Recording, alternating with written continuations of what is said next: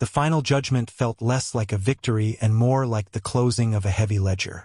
As the arbitrator's words stripped away every last one of Clara's delusions, I watched her face crumble. The arrogant confidence she had worn like a designer coat for the past 6 months evaporated, leaving behind the raw, ugly shock of a gambler who had bet everything on a losing hand and only just realized the game was rigged against her from the start. Her mother was screeching, a torrent of accusations and threats that filled the sterile conference room with a desperate, pathetic noise. I didn't look at them. I just nodded once to my lawyer, Mark, and we walked out, the sound of her life collapsing fading behind me with each steady step. She had thought I was just a simple gardener, a man who played in the dirt. She never understood that my job wasn't about dirt. It was about foundations, root systems, and the patience required to build something that could withstand any storm. She had become the storm, and she had just broken herself against the foundation I had so carefully built. My name is David, and I'm 35 years old. I'm a landscape architect. For the last 10 years, I've owned and operated my own firm, Green Arch Designs. We build things that last. Parks, corporate campuses, private estates. We transform barren plots of land into places of structure and beauty. I took pride in that. I applied the same principles to my life, to my marriage. I believed in careful planning, in laying a solid foundation, in nurturing something until it could flourish. For 8 years, I thought Clara was flourishing right alongside me. I was wrong. But let me start from the beginning. Our life was built around a project. Not just our marriage, but a literal, physical project. Our forever home. It was a 2-acre plot of land I had bought years before I even met her. A beautiful piece of earth with rolling hills and a stand of old-growth oaks. After we married, I decided it was time. I designed the house myself, a modest but elegant structure of glass, stone, and cedar that was meant to blend into the landscape, not dominate it. It was my masterpiece, the culmination of everything I knew about design, balance, and harmony. It was my gift to her, to us. For 2 years, every spare dollar, every free hour went into that house. I managed the construction, did much of the finishing work myself, and designed an intricate, multi-level garden that would bloom in stages throughout the year. It was my passion, but to Clara, it became an annoyance. She was a marketing manager for a high-end fashion label, a world of glittering surfaces and fleeting trends. My world of soil, stone, and slow, deliberate growth began to bore her. "Is all this dust ever going to go away?" she'd ask, wrinkling her nose as she walked through the framed-out living room. My friend Jessica's husband just bought them a place in the hills. It was already finished. They just moved in. The comparisons became more frequent, more pointed. Her clients were developers, financiers, tech moguls. Men who didn't have dirt under their fingernails. Men who bought things, they didn't build them. She started spending more time at networking events and work dinners that stretched late into the night. The emotional distance between us grew until it felt as wide and empty as the unfinished rooms of the house itself. I told myself it was the stress of the build. I told myself that once we were in, once the last plant was in the ground and the last coat of paint was dry, things would go back to the way they were. I kept my head down and worked harder, believing my devotion was a language she still understood. I was a fool. Devotion was a currency she no longer valued. The moment of betrayal came on a Tuesday night.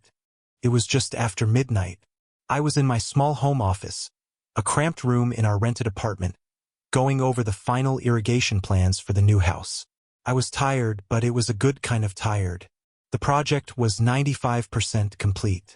We were just weeks away from moving in. Clara was at another one of her work dinners. She'd texted earlier that it was with a potential new client, a big-shot developer named Julian Croft. She mentioned him a lot. He was apparently the epitome of everything she admired. Rich, powerful, and decisive. My phone buzzed on the desk. It wasn't a text from Clara saying she was on her way home. It was a push notification from the security camera app I'd installed at the new house. Motion detected at front porch. I'd set it up a few weeks prior after some tools went missing. I tapped the notification, expecting to see a raccoon or a deer.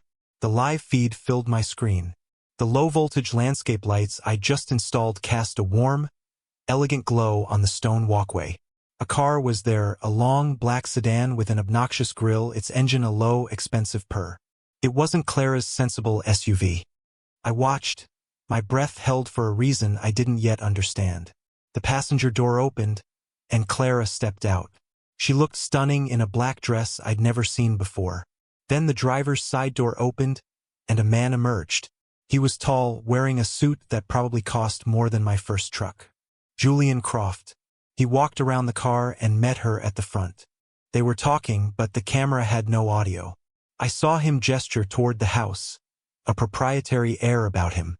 Clara laughed, a gesture I knew well, tilting her head back. And then it happened. He pulled her toward him, and she went willingly. They kissed. It wasn't the kind of perfunctory peck one gives a friend or a colleague. It was a deep, lingering kiss, the kind reserved for intimacy and passion. His hand was on the small of her back. Hers was on his chest. In the cool, digital glow of my phone's screen, under the beautiful lighting I had designed, I watched my wife kiss another man in front of the house I had built for her. He finally let her go, gave her a pat on the backside, got in his car and drove away. Clara stood there for a moment, a small smile on her face, looking at the house. My house. Then she turned and walked back to her own car, which I now saw was parked just down the street, out of the camera's main view. She had staged her arrival. The video feed ended. I just sat there, the blueprint in front of me now a meaningless collection of lines and numbers. A coldness spread through my chest, a chilling clarity that burned away 8 years of love and trust. This wasn't a mistake. This was a plan.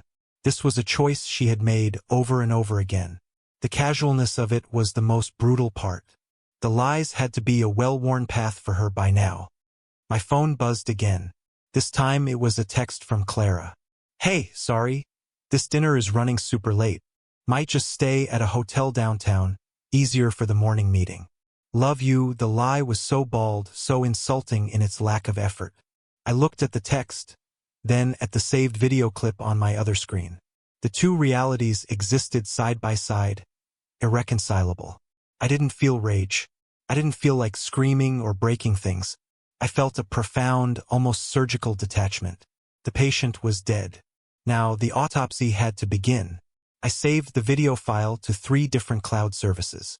I logged into our shared phone plan account and began downloading months of call and text logs. The number she'd listed as Julian Work appeared hundreds, thousands of times, at all hours of the day and night. The data was overwhelming and irrefutable. I didn't reply to her text. I simply turned off my phone. The time for emotional responses was over. This was now a matter of logistics, a problem to be solved with the same methodical precision I used to design a retaining wall or a drainage system. The shock was a physical sensation, like stepping into ice water. It stole my breath and made the room feel suddenly too small. I sat in the dark of my office for what felt like hours, the glow of the monitor illuminating the damning evidence I had collected. The video of the kiss, the endless logs of calls and texts, the casual, almost bored lie of her final message. Every piece was a nail in the coffin of the life I thought I had. The initial wave of pain was immense, a hollow ache in my chest. But something else rose in its wake, a cold, hard logic. My first instinct, the human instinct, was to confront her, to drive to whatever downtown hotel she was in, throw the evidence in her face, and demand an explanation.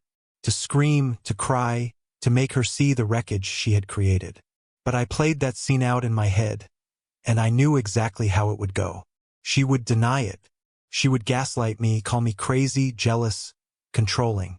She would twist her betrayal into a symptom of my failure. "You've been so distant, so obsessed with that house," I could hear her saying. She would make her affair my fault. And perhaps, in a moment of weakness, I might even have believed her. I refused to give her that power. I refused to participate in a drama of her making. This was not an emotional problem anymore. This was a structural failure. When a wall collapses, you don't yell at the bricks. You analyze the materials, you study the stress points, you identify the foundational flaw, and then you dismantle the compromise structure before it brings everything else down with it. Clara was the foundational flaw. At 3 in the morning, I picked up the phone and made my first and only call. Mark Jensen had been my best friend since college. We were an odd pair. I was the quiet builder. He was the sharp-tongued debater who went on to become one of the most feared divorce attorneys in the city. We didn't see each other as often as we used to, but the bond was absolute. He answered on the second ring, his voice instantly alert. "David? What's wrong?" "I need you, Mark," I said, my own voice sounding foreign, flat, and devoid of emotion. Professionally, there was a pause. "Clara," he said. It wasn't a question. "Yes," I replied. "I have proof. Irrefutable. Video, phone records. It's not a one-time thing. It's a long-term affair." I laid it out clinically, as if describing a problem with a subcontractor. "I need to know what to do next. I need to protect myself. I need a strategy." "Okay," Mark said, his voice shifting from friend to lawyer. The warmth was replaced by a cool, professional focus that I found immensely comforting. "First, do not contact her. Do not answer her calls. Do not reply to her texts. Do not engage. Second, we meet. My office, 7 a.m. Bring everything you have. And David," he added, a flicker of the friend returning, "don't do anything stupid. Just get through the next 4 hours." "I'm sorry." I hung up and spent the next 4 hours building my fortress. I changed the passwords on all my personal email and financial accounts. I meticulously organized the evidence into a digital folder, creating a clear timeline of her deception. I pulled up the corporate documents for Green Arch Designs, LLC. I reviewed the deed for the land the house was built on. I examined the bank loans for the construction. I was looking for vulnerabilities, for any point of entry she could use to attack what I had built. The work was calming. It was logical. It was what I knew how to do. By the time I walked into Mark's office at dawn, I hadn't slept, but my mind was sharper than it had been in months. I looked like hell, but I felt like a general preparing for a battle I had no intention of losing. I handed him a USB drive. "It's all in there," I said. "Video, call logs, a preliminary analysis of our joint accounts. I think she's been using marital funds to finance her affair." Mark plugged the drive into his laptop. He watched the video from the security camera without a change in his expression. He scrolled through the phone logs. He looked at the bank statements I had highlighted. He was silent for a long time. Finally, he leaned back in his chair and looked at me, a new level of respect in his eyes. "Most guys would be in a bar right now, or putting their fist through a wall. Breaking things is easy," I said. "It doesn't accomplish anything. I've spent my entire adult life building things, Mark. My business, that house, my marriage. 2 out of 3 are worth saving." "All right," he said, leaning forward. "Then here's the plan. We operate from a position of absolute information dominance. She thinks you're a pushover. She thinks you're the simple, sentimental husband she can easily discard. We let her think that. We are going to employ the gray rock method. You will become the most boring, uninteresting person in the world. You will be polite, non-committal, and emotionally unavailable. No anger, no sadness, no accusations. You are a gray rock. People get tired of yelling at a rock." The strategy appealed to my nature. It was about control. Not controlling her, but controlling myself. Controlling the narrative. "What's the next step?" I asked.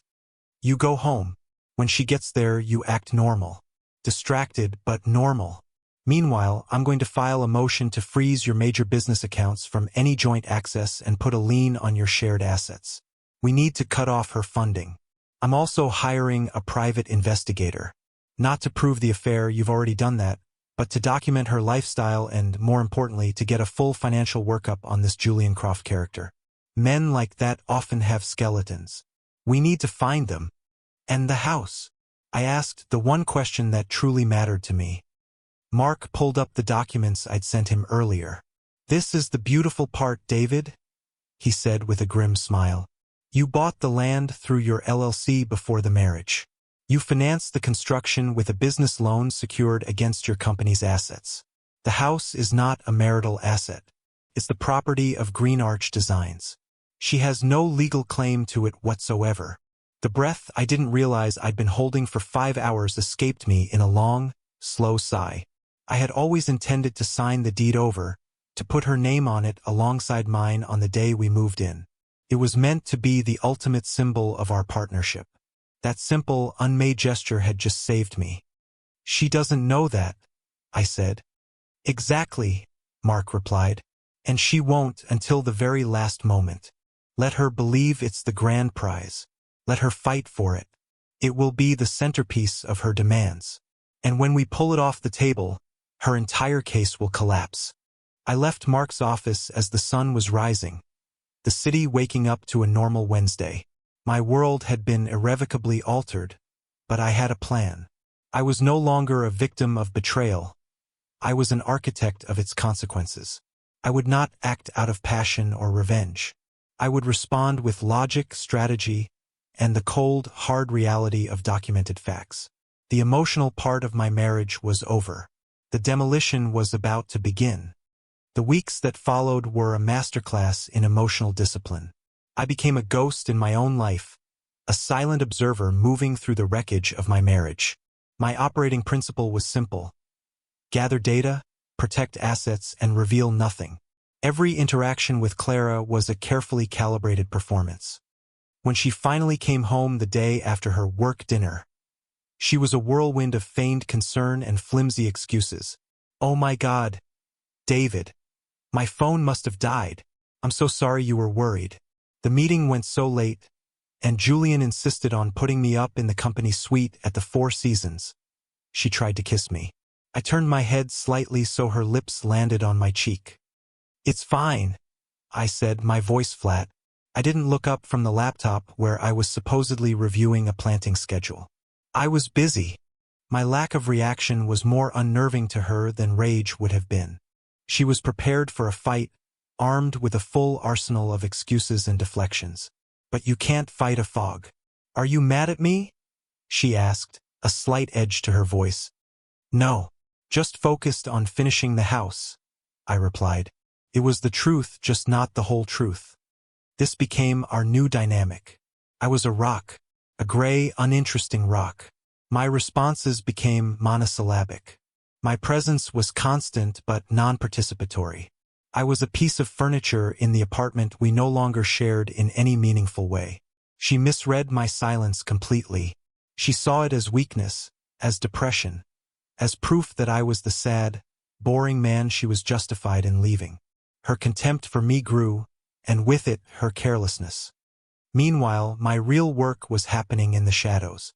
Mark's private investigator, a former cop named Sullivan, was a quiet professional who delivered results with terrifying efficiency.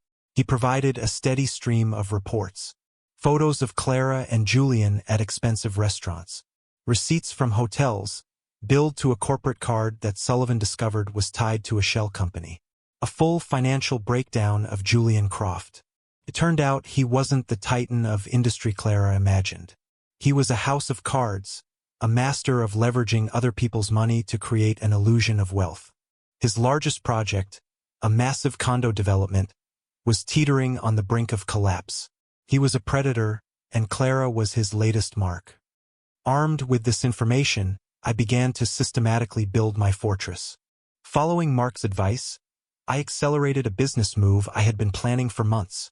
I made an aggressive offer to buy out my largest competitor, a well-established firm whose aging owner was looking to retire. I used my company's strong credit line, the same one that had financed the house, to secure the deal. The negotiations were swift and secret. Within 2 weeks, I had signed the papers. Overnight, Green Arch Designs doubled in size, absorbing a massive portfolio of municipal and corporate contracts. My personal net worth, on paper, quadrupled. I told no one, least of all Clara. To her, I was still just the guy who played with plants. Next, I focused on the house. I had the final inspection done. I signed off on the last checks to the subcontractors. I walked through the empty rooms, no longer seeing a future with Clara, but a future for myself. The house was no longer a symbol of our love. It was my command center. I had the locks changed. I upgraded the security system and made sure only I had the new codes. I transferred the utilities into my company's name. Legally and practically, the house was a corporate asset, as detached from my marriage as one of my office buildings. Clara remained blissfully oblivious, lost in her fantasy life with Julian. She grew bolder in her criticisms of me and our life. "You have no ambition, David," she told me one evening as I was eating a sandwich over the kitchen sink. "You're content to stay small. I want more. I deserve more." "What is it you want, Clara?" I asked, my voice genuinely curious. "I want a life," she exclaimed, throwing her hands up in exasperation. "I don't want to spend my weekends hauling mulch. I want to be in St. Bart's, not Home Depot. Julian understands that. He lives in the real world." I just nodded slowly and went back to my sandwich. Her confession, meant to be a bombshell, landed with a dull thud. I already knew. Every word she spoke was just another piece of evidence for the file. Finally, she made her move. She sat me down one Sunday afternoon. She had rehearsed this. Her expression was a mixture of pity and resolve. "David, this isn't working," she began. "I think we both know that. I'm not happy, and I don't think you are either. I want a divorce." "Okay," I said, my single-word response threw her off balance. She was expecting tears, begging arguments. "Okay? That's all you have to say?" "If that's what you want," I said, shrugging. "What are the next steps?" Her pity turned to annoyance. She clearly felt cheated out of a dramatic scene. "My lawyer will be in touch with your lawyer," she said, as if she had any idea who my lawyer was. "I'll be staying with a friend for a while." "A friend?" I repeated, letting the words hang in the air. "Yes, a friend," she snapped, then stood up and walked into the bedroom. A few hours later, she left with 2 large suitcases filled with her designer clothes and bags. She didn't look back. The next day, a gushing post appeared on her social media. A picture of her and Julian, clinking champagne glasses on a balcony overlooking the city. The caption read, "And so the new chapter begins. #love, #new beginnings, #finally free." Each hashtag was a gift. 2 days later, the letter from her lawyer arrived. It was exactly what Mark had predicted. The demands were breathtaking in their audacity. She wanted the house, of course. She called it her primary residence, and the product of her emotional support during my hobby project. She wanted 75% of my business, which her lawyer estimated to be worth a modest sum, clearly based on old tax returns. And she demanded substantial lifelong alimony to maintain the lifestyle to which she had become accustomed. I scanned the letter and felt nothing but a grim sense of satisfaction. The trap was set. Every one of her demands was a nail she was hammering into her own legal coffin. She and her mother, Eleanor, who I knew was advising her, saw me as a small-time operator, a stepping stone she had used and was now entitled to a piece of. They believed their own narrative, that she was the sophisticated, successful one, and I was the blue-collar husband holding her back. I forwarded the letter to Mark with a simple note, as predicted. His reply came back a minute later. "Let the games begin." Clara's confidence was a thing of terrible beauty. It was a towering edifice built on a foundation of ignorance and arrogance. From her new perch in Julian's glass and steel high-rise, she looked down on the world she had left behind and saw it as small and insignificant. My silence, my compliance, my failure to fight back. She interpreted it all as weakness. She thought I was a beaten man, and her only task now was to negotiate the terms of my surrender. Her attempts at manipulation, which had once been subtle, became clumsy and transparent. A week after her lawyer's letter, she called me. Her voice was syrupy sweet. "David, honey, I know things are tense right now, but I don't want us to be ugly. We had some good years, didn't we? We were married for 8 years, Clara." I stated, my tone neutral. "Exactly, and I want you to be happy. I just need a few things from the house. Some of my winter clothes and that painting we bought in Italy." "Could you leave the door unlocked for me tomorrow around noon?" she asked, as if it were the most reasonable request in the world. "I'm afraid that's not possible," I replied calmly. "Any access to the property needs to be arranged between our lawyers." The sweetness evaporated instantly. "What? It's my house, David. Half of everything in it is mine. You can't lock me out of my own home. According to my lawyer, it is not your home. It's a corporate asset. But I'm sure your lawyer can clarify that for you." I was feeding her the information in small, indigestible pieces, just enough to enrage her but not enough to enlighten her. Her shriek was shrill. "My lawyer will destroy you. You have no idea who you're messing with. Julian has the best legal team in the city." She slammed the phone down. 2 days later, I received an updated demand letter from her lawyer, Peterson. It was even more aggressive. The language was filled with threats of court battles, accusations of financial malfeasance on my part, and claims that I was hiding assets. They were fishing wildly and desperately, with no idea what was actually in the water. I passed it to Mark, who simply filed it away with the others. "Let her escalate," he said. "Every new demand is another exhibit for our file on her unreasonableness." Clara's life, as portrayed on social media, was a curated fantasy of wealth and leisure. There were pictures of her at charity galas on Julian's arm, photos from a weekend trip to Napa on a private jet, which Sullivan's report noted was chartered for a single day, and endless selfies showcasing new jewelry and handbags. She was performing the role of the mogul's girlfriend with gusto, completely unaware that her leading man was a fraud and her audience was a private investigator. Her friends, and especially her mother, cheered her on from the comments section. "You're glowing. So happy you found someone who truly appreciates you," her mother wrote under a particularly smug-looking photo. They were all complicit in her delusion. The disconnect between her online persona and her increasingly frantic legal posture was stark. While she posted photos captioned, #LivingMybestLife, her lawyer was sending letters accusing me of leaving her destitute. She was trying to have it both ways. The glamorous, independent woman who had traded up, and the wronged, vulnerable wife who was owed a massive payday for her suffering. The first real crack in her facade appeared during the mandatory settlement meeting. Mark had booked a neutral conference room at a mediation center. I arrived early. When Clara swept in, flanked by her bulldog lawyer, Peterson, she looked every bit the part of a woman of leisure. She was wearing a cream-colored suit that probably cost more than my monthly mortgage on the apartment had. She refused to make eye contact with me, instead busying herself with her phone. Peterson started the meeting with a blustering monologue about Clara's pain and suffering, the emotional toll of my neglect, and her rightful claim to the assets we had built together. He painted a picture of a woman who had sacrificed her best years to support a husband who had then callously locked her out of her home and her life. Mark listened patiently, his hands steepled in front of him. He let Peterson talk for a full 20 minutes. When the man finally ran out of steam, Mark didn't argue. He didn't raise his voice.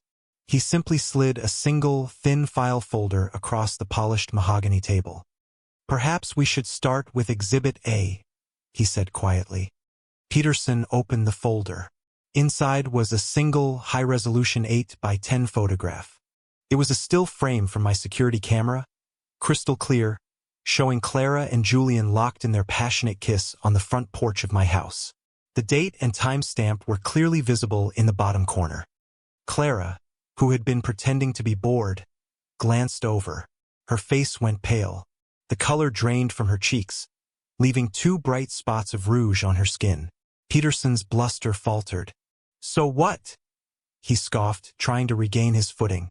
"An affair. It happens. In this state, it's a minor factor in alimony at best. It's distasteful to use surveillance, but it doesn't change our core demands." "There's more," Mark said, his voice still level. He slid a second folder across the table. This one contained a dozen more photos, these from Sullivan. Clara and Julian checking into a hotel in Napa. Clara and Julian having dinner at an exclusive restaurant on a date she had told me she was working late. Clara and Julian kissing in his car in the parking garage of her office building. It was a complete, undeniable chronicle of her secret life. "This is harassment," Clara finally choked out, her voice trembling. "This is documentation," Mark corrected her gently. "And we haven't even gotten to the financial statements yet." The meeting ended shortly after that. No agreements were made, but a seed of doubt had been planted. For the first time, Clara looked not confident, but frightened. The walls of her fantasy world were beginning to shake. But the true catalyst for her downfall wasn't in that room. It was happening across town in a series of boardrooms and banks. Sullivan's final report had landed on my desk that morning. Julian Croft's primary financial backer had pulled out. His biggest development project was insolvent. Lawsuits from unpaid contractors and defrauded investors were being filed. The con was over. The house of cards was about to fall. A week later, it did. The story broke in the financial section of the city paper. Developer Julian Croft faces fraud allegations as real estate empire crumbles. His face was plastered everywhere, not as a captain of industry, but as a common swindler. The private jet, the fancy cars, the high-rise apartment. It was all leveraged, all an illusion. Her world imploded overnight. The calls from her high society friends stopped. The fawning comments on her social media posts were replaced by a deafening silence. And then Julian disappeared. He emptied their shared apartment of his belongings and was gone, leaving Clara with a pile of her designer clothes and an eviction notice on the door. That night, my phone rang.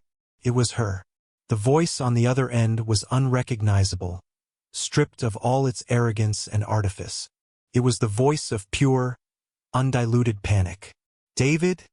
she sobbed. "David, I made a terrible, terrible mistake. He was nothing. It was all lies. It was always you. I was just so stupid. Please, can I just come home? We can fix this. I know we can." I listened to her entire desperate, self-serving plea without saying a word. I let the silence stretch out after she was done, forcing her to listen to the sound of her own ragged breathing. Then I gave my reply. It was calm, final, and absolute. "No, Clara," I said. "You can't come home. There is no us to fix.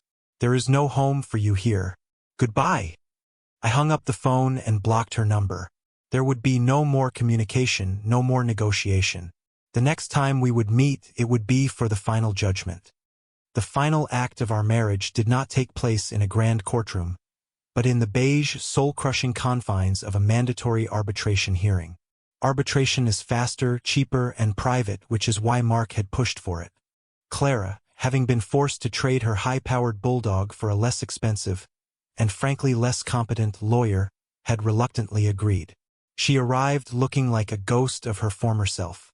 The designer suit was gone, replaced by a simple black dress that hung loosely on her frame. Her face was pale and drawn.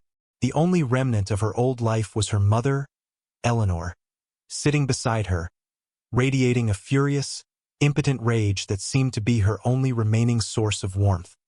Their strategy, born of desperation, was to paint Clara as a tragic victim. Her lawyer began by describing a woman who had been swept up by a charismatic predator. A woman who had made a mistake but was now deeply repentant. He spoke of her emotional fragility and her financial vulnerability. He argued that, despite her lapse in judgment, she was still entitled to a fair share of the marital estate, which, he insisted, included the new house and a significant portion of my business. It was a pathetic performance, an appeal to pity from a woman who had shown none. When it was Mark's turn, he didn't engage with their narrative. He simply walked to the head of the long conference table and began his presentation. His voice the calm, steady center in a storm of emotion. He started by acknowledging the affair, not as a moral failing, but as a financial one.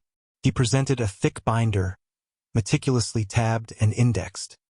"This," he said, placing it on the table with a solid thud, "is a full accounting of the dissipation of marital assets committed by Ms. Vance over the past 18 months. He went through it, page by page. He showed the arbitrator credit card statements with charges for hotel rooms in cities where my company had no business. He showed receipts for expensive gifts, watches, suits, luggage, purchased for Mr. Croft. He showed flight confirmations for weekend getaways. In total, Mark concluded, Ms. Vance diverted over $85,000 in marital funds to finance her extramarital affair. We have filed a countersuit to have those funds returned to the marital estate before division. Clara flinched as if struck. Her lawyer began to sputter, but Mark hadn't even gotten to the main event. Now, he continued, turning a page in his notes, let's address the primary assets. First, the house. Clara's lawyer visibly brightened. This was his big play. Yes, he interrupted. The marital home, which Mr. Vance has illegally locked my client out of. A property valued at over $3 million, which we contend should be sold and the proceeds divided, or awarded to my client along with sufficient support to maintain it. Mark let him finish. Then he smiled, a thin, predatory smile that I knew well. An interesting theory, he said. However, it has one fundamental flaw. It was never a marital home. He then proceeded to lay out the truth with the cold, irrefutable precision of a surgeon. He produced the original deed for the land, dated 2 years prior to my marriage to Clara, clearly showing the owner as Green Arch Designs, LLC. He produced the construction loan documents, showing the borrower was the LLC, and the loan was secured by the company's assets, not my personal ones. He produced the articles of incorporation for my company, showing me as the sole owner and proprietor, established long before I ever met Clara. The house, the land it sits on, and all improvements thereon are, and have always been, the sole and exclusive property of the corporation, Mark stated. It is no more a marital asset than the desk in my client's office or the trucks his crews drive. Ms. Vance has as much legal claim to it as she does to the public library, which is to say none. The silence in the room was absolute. Clara and her mother stared, their faces masks of disbelief. They couldn't process it. It was outside the realm of their understanding. Her lawyer frantically shuffled through his papers, looking for something, anything, to refute it. He found nothing. The arbitrator, a retired judge with a weary face, cleared his throat. He looked at the documents Mark had provided. The paperwork seems to be in order, counsel, he said to Clara's lawyer. Your client's claim to the property appears to be baseless. But Mark wasn't finished. The final blow was yet to come. Finally, let's discuss the business itself, Green Arch Designs, Mark said. Ms. Vance is demanding 75% of a business she has repeatedly and publicly referred to as a small-time gardening company. Her own lawyer's valuation, based on outdated tax information, pegs the company's worth at a few $100,000. They've framed their alimony requests based on this valuation. He paused for dramatic effect. We are prepared to accept their valuation, Mark said. Clara's lawyer looked confused, but a flicker of hope appeared in his eyes. You are. Oh yes, Mark said, but not for the reasons you think. You see, their valuation is off by about $25 million. He then revealed the final piece of the puzzle. He announced the acquisition of my largest competitor, a deal I had closed weeks ago. He presented the new corporate filings, the press release that was scheduled to go out the next day, and the revised asset statements. He explained that Green Arch Designs was no longer a boutique firm. It was now the largest and most profitable landscape architecture company in the state, with a portfolio of long-term government and corporate contracts that guaranteed its value for the next decade. My client is not the humble landscaper you've portrayed, Mark said, his voice ringing with authority. He is a major business owner, a CEO, and per the prenuptial agreement that Ms. Vance signed, and which her lawyer seems to have conveniently overlooked, all premarital assets and any growth thereof, including the business, are the sole and separate property of my client. That was it. The total, complete, and utter annihilation of her case. The house was gone. The business was untouchable. There would be no massive payday, no alimony. In fact, she would likely owe me money. The arbitrator made his ruling swiftly. It was a clean sweep. Everything for me.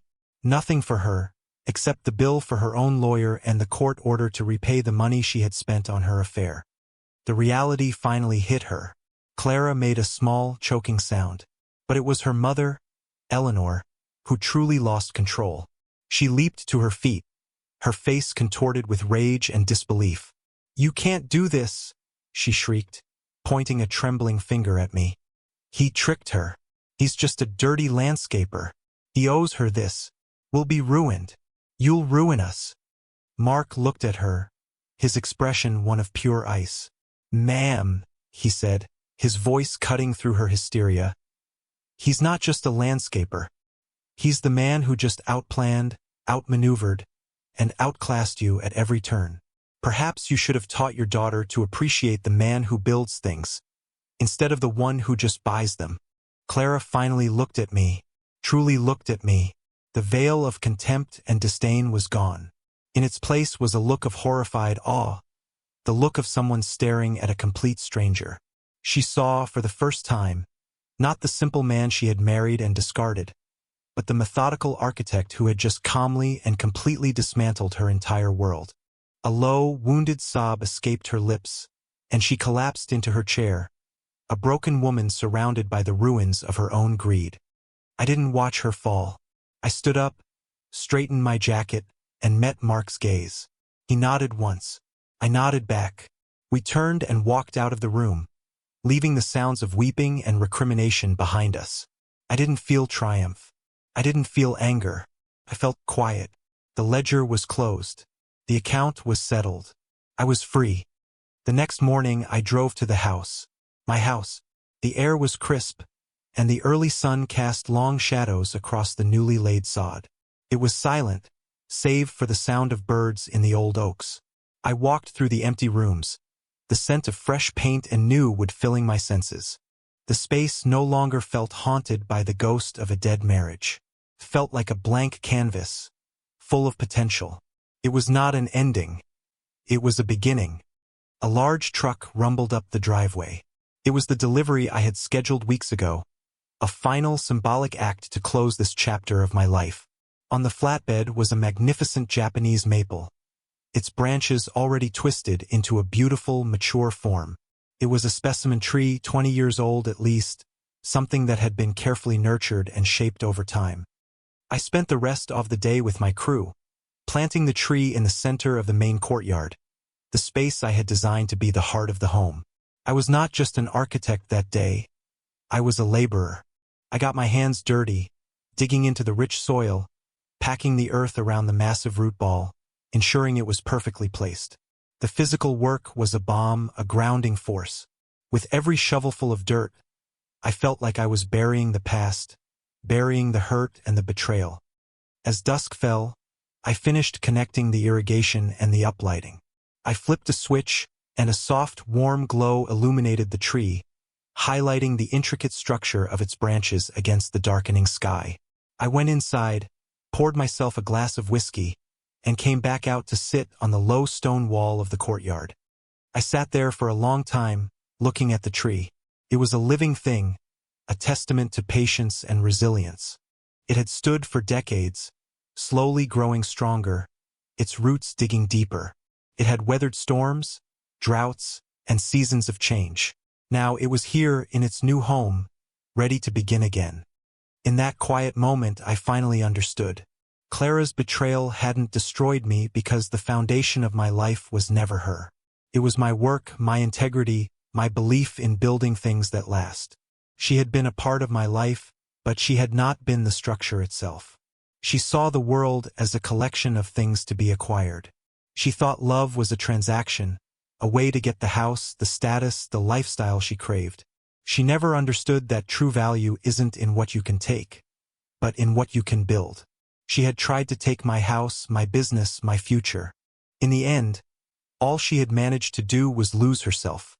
I took a sip of my whiskey. The night was cool. The house behind me was solid and quiet, and the tree before me was a promise of future growth. I had lost a wife, a partner, a life I thought I wanted. But in the process, I had found something far more valuable. A deep and abiding respect for myself. I had faced the storm and I had held. I had protected what I built. And now, finally, I was home.